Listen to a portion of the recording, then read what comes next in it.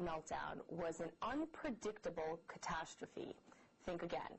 4 years ago, one voice warned loudly and repeatedly that America's housing bubble would lead to an economic crisis. Then, those warnings were met with overwhelming ridicule, and now the warnings are being praised for being so precisely correct. And now I am joined by that famous financial forecaster, economist Peter Schiff, president of Euro-Pacific Capital, a U.S. brokerage firm.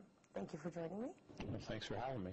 Mr. Schiff, since 2004, you've made several television appearances warning profits in U.S. real estate are going to vanish. Now, some dubbed you Dr. Doom for your bearish outlook. When I Google your name today, I came up with more than 88,000 results, all saying Peter Schiff was right. If you were so right, why didn't U.S. leaders listen and react to what you were saying? Well, initially, of course, they didn't believe it. They didn't want to listen to it. I was trying to rain on the parade. People were getting rich effortlessly. People wanted to believe that you can buy a house and you didn't need to save money. You would just get rich based on appreciation, that they would just, houses would go up forever.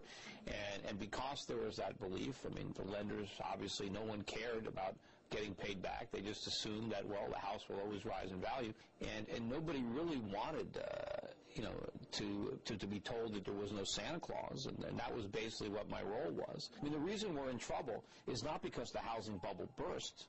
We're in trouble because it inflated in the first place. We're in trouble because while it was inflating, we were recklessly borrowing and spending money. American citizens borrowed trillions of dollars from people all around the world, and we blew the money.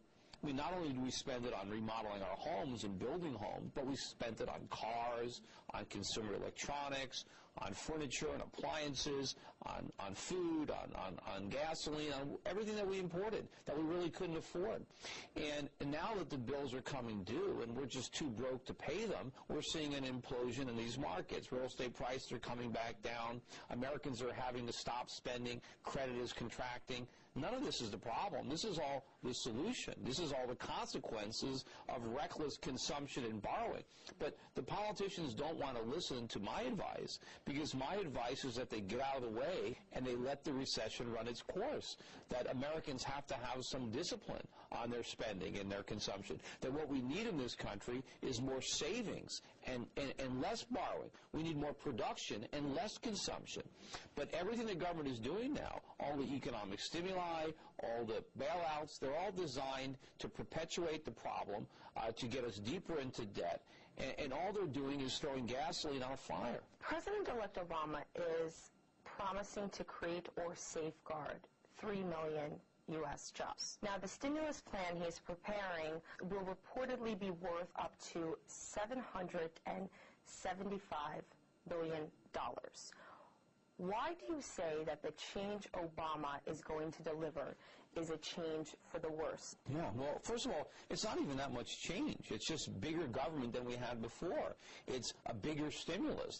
It's not an understanding of the problems. You know, the government is not the solution. The government created the problems. What we need for meaningful change is we need government that understands why we got into this mess, and that the solution is less government spending, lower taxes. We need to slash programs. We need to, dismantle our military-industrial complex. We need sounder monetary policies. We need higher interest rates in this country, not lower interest rates.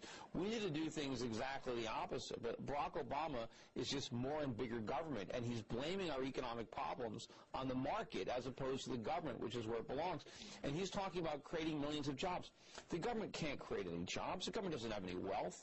All the government can do is redistribute the wealth that the private sector creates. And if the government is going to usurp resources away from the private sector, it's going to destroy real employment opportunities and diminish our standard of living.